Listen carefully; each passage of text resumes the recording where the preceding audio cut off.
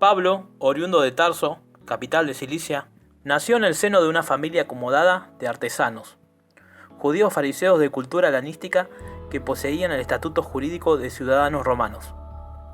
Después de los estudios habituales de la comunidad hebraica, Saulo fue enviado a Jerusalén para continuarlos en la escuela de los mejores doctores de la ley, en especial en la del famoso rabino Gamaliel. Adquirió así una sólida formación teológica, filosófica, jurídica, mercantil y lingüística, ya que hablaba griego, latín, hebreo y arameo. Aparentemente no vivió en Jerusalén hasta algunos años después de la muerte de Cristo.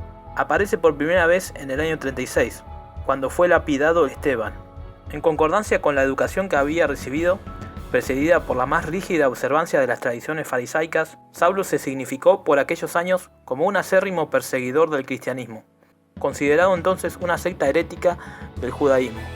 Inflexiblemente ortodoxo, el joven Saulo de Tarso estuvo presente no solo en la lapidación de Esteban, sino que se ofreció además a vigilar los vestidos de los asesinos.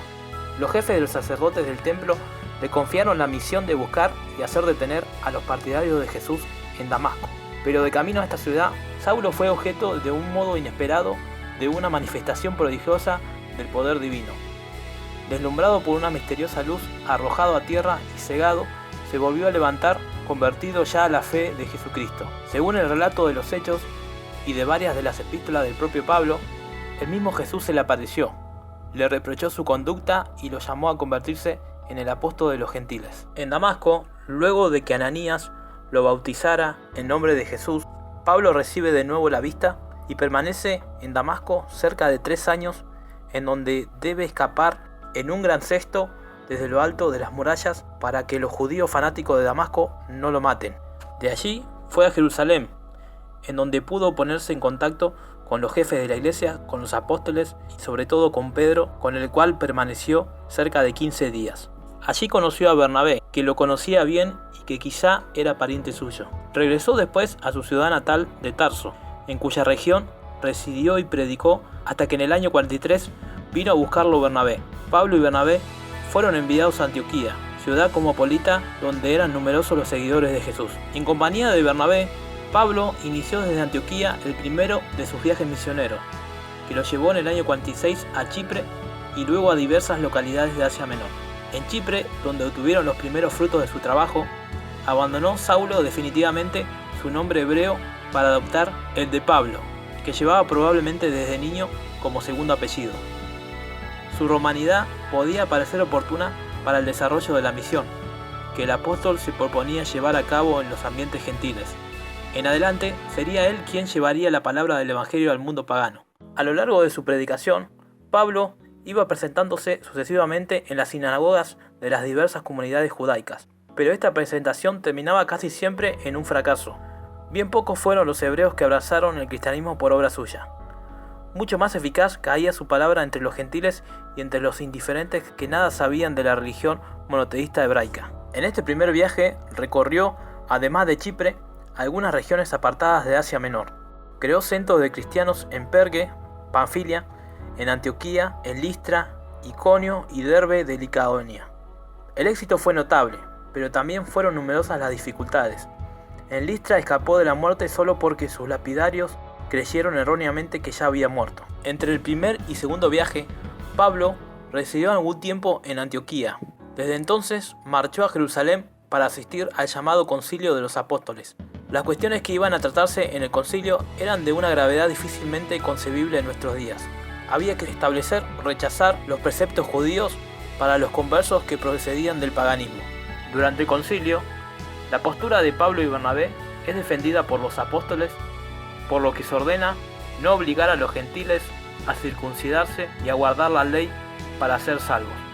Se impone entonces la doctrina de la gracia y no la doctrina de las obras por medio de la ley para la salvación.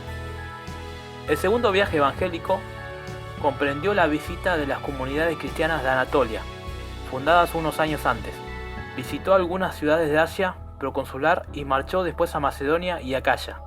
La evangelización se hizo particularmente patente en Filipos, Tesalónica, Berea y Corintio.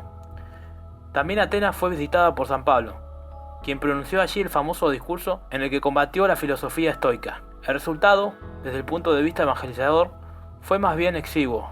Durante su estancia en Corintio, donde estuvo en contacto con el gobernador de la provincia, Gayo, inició al parecer su actividad como escritor, enviando la primera y segunda epístola de los tesalonicenses, en las que ilustra a los fieles acerca de la segunda venida de Cristo y de la resurrección de la carne.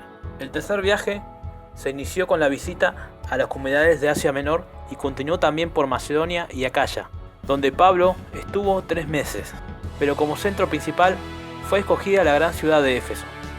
Allí permaneció durante casi 3 años, trabajando con un grupo de colaboradores de la ciudad y su región.